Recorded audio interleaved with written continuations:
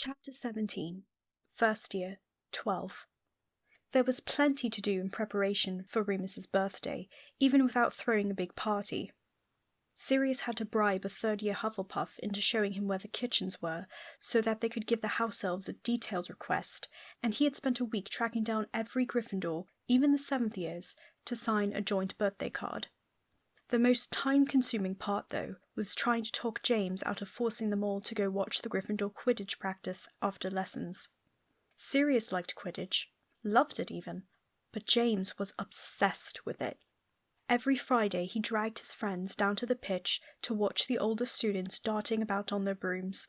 Sirius didn't mind it much. He liked spending time with James, and it was relaxing to just lean back in the stands and chat. But he didn't think Remus enjoyed it as much as the rest of them. He always had his nose stuck in a book.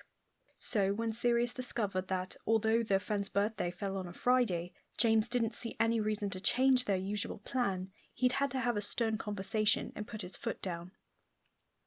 When the big day finally arrived, Sirius and James woke at the crack of dawn, dragging Peter out of bed, then waited until the sun was just rising before crowding around Lupin. Sirius held up 3 fingers, mouthing, 1, 2, 3. "Happy birthday, Lupin!" they shouted, leaping onto his bed. Remus woke with a start, sitting up quickly. He smiled at them, yawning, and said, "Cheers, lads." They gave him the full treatment at breakfast, marching in front of him and shooing other students away, blustering, "Out of the way, please. Birthday boy coming through. Move along, nothing to see here." Some of the older students rolled their eyes, but most seemed to find their antics entertaining. It was almost the weekend, and everyone was in a good mood.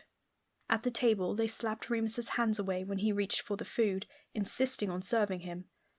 Peter poured his tea, James loaded up his plate, and Sirius buttered his toast. Remus looked like he wanted to crawl under the table. "Do you have to?" he groaned, burying his face in his hands. "Absolutely," James said. "Definitely," Peter nodded. "Unquestionably," finished Sirius. Remus shook his head, blushing hard, but he was smiling as he looked down at his food. As soon as they finished eating, Sirius nodded to Peter and James. The 3 of them stood in unison, grinning at their anxious friend. "What?" he asked, eyes darting nervously. He tried to stand, but Peter and James each put a hand on his shoulder, pushing him back down into his seat.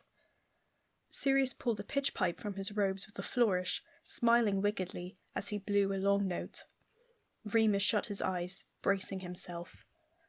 "Happy birthday to you," they bellowed as loud as they could.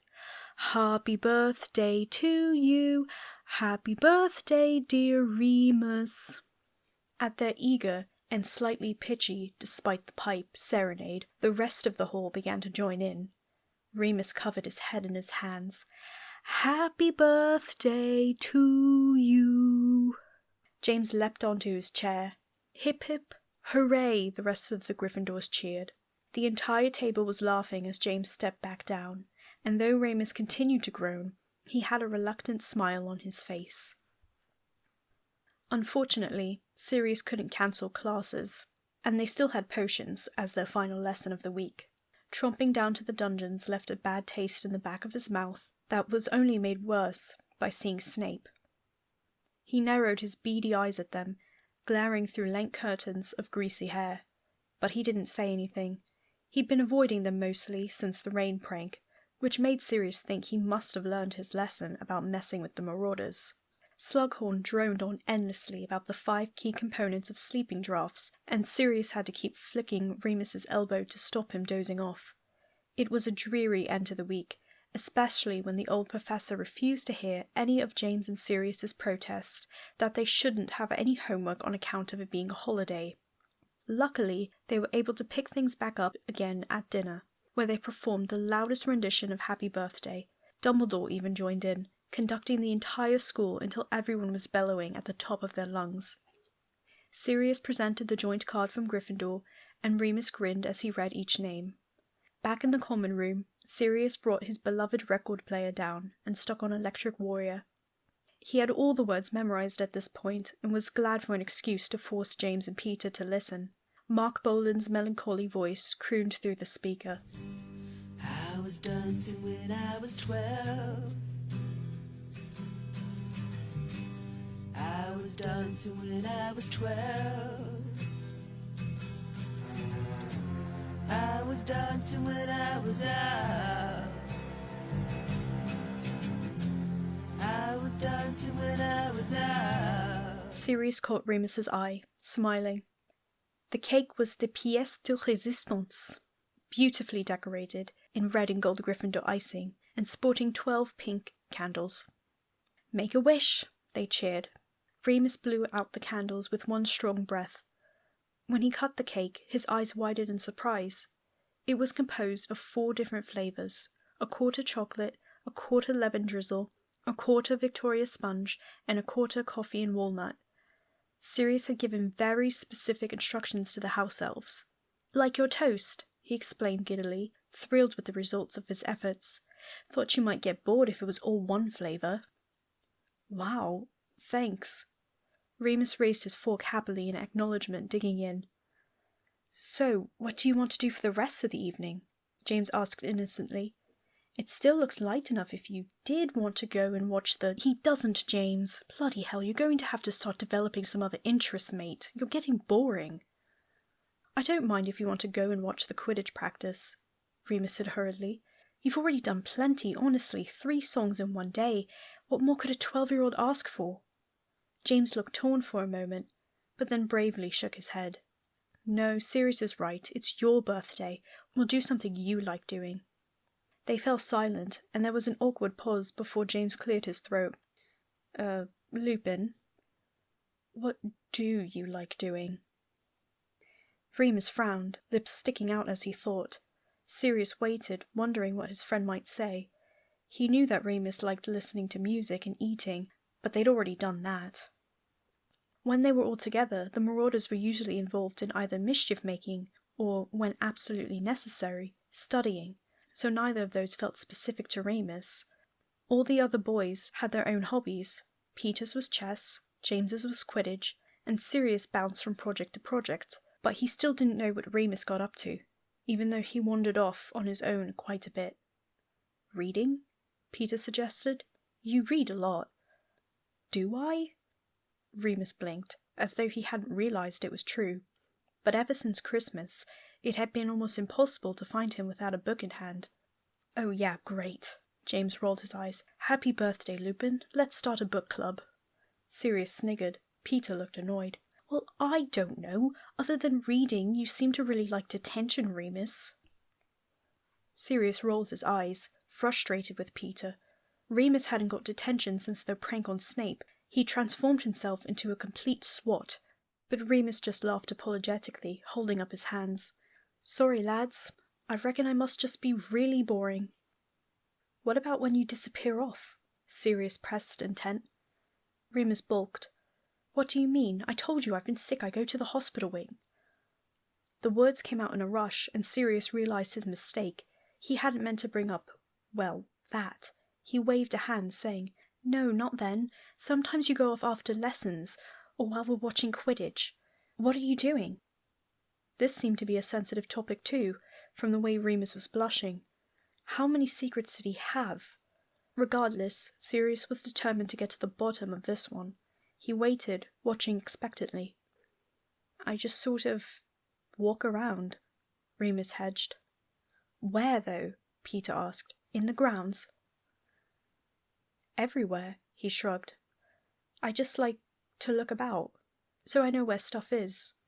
He reached into his pocket, pulling out a map. It was the one they'd given to the first years when they arrived in the fall. Sirius had lost his ages ago. He was surprised that Remus had held on to it. "It's stupid. I started adding stuff to the map they gave us at the beginning of the year, and whenever I see something interesting, I put it in." He handed the map off to James, who unfolded it. Peter and Sirius huddled closer, looking down over his shoulder. Sirius was stunned. Each portrait had a small name written underneath, and various staircases and hallways were color-coded. It was marked with symbols and notes, many of which he couldn't understand, but assumed must be indicating secret doors or hidden passageways. His pulse kicked with excitement, mind immediately spinning with ideas for how they might use the map to aid in their marauding missions. Remus was a genius, and he didn't even seem to realize it. He must have put hours of work into this. "You've added all the portraits and labeled them and everything." "My spelling's rubbish," Remus said bashfully, still blushing. James squinted, pointing to one of the little symbols. "What's that?" "One of the trick steps," Remus explained. "That's the one you sink into. That one," he pointed to a mark on a different step, "is the one that vanishes. The staircases with arrows are the ones that move. I color-coded so you can see where they end up." "Merlin," Peter exhaled, "do you have any idea how much time this would save me? I swear I get trapped in the wrong corridor twice a week because of those flipping stairs." "And me," James agreed. "Sod getting to lessons on time." Sirius raised his eyebrows meaningfully. "Please try to recognize the extremely important implications of this map, the possibilities now available to us for practical jokes."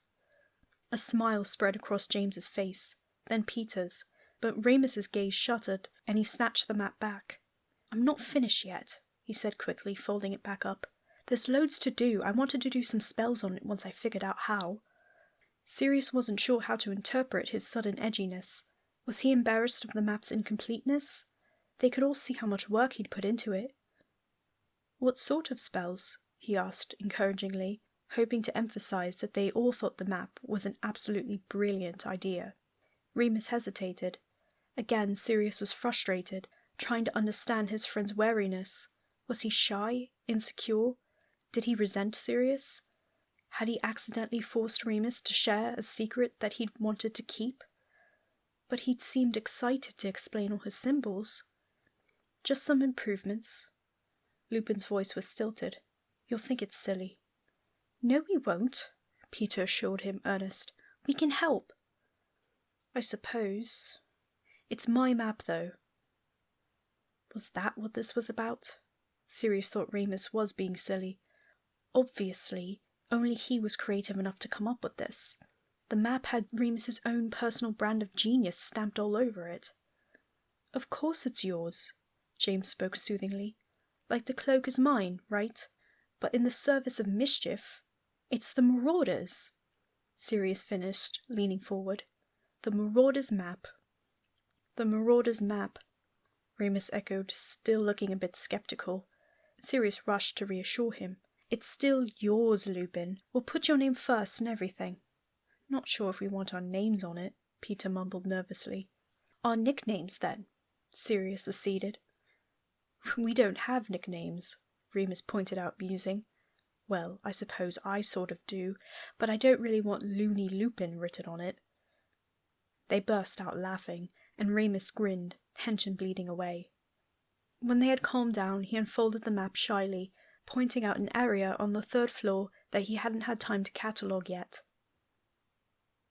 Armed with the invisibility cloak, they spent the rest of the evening roaming unseen through the halls.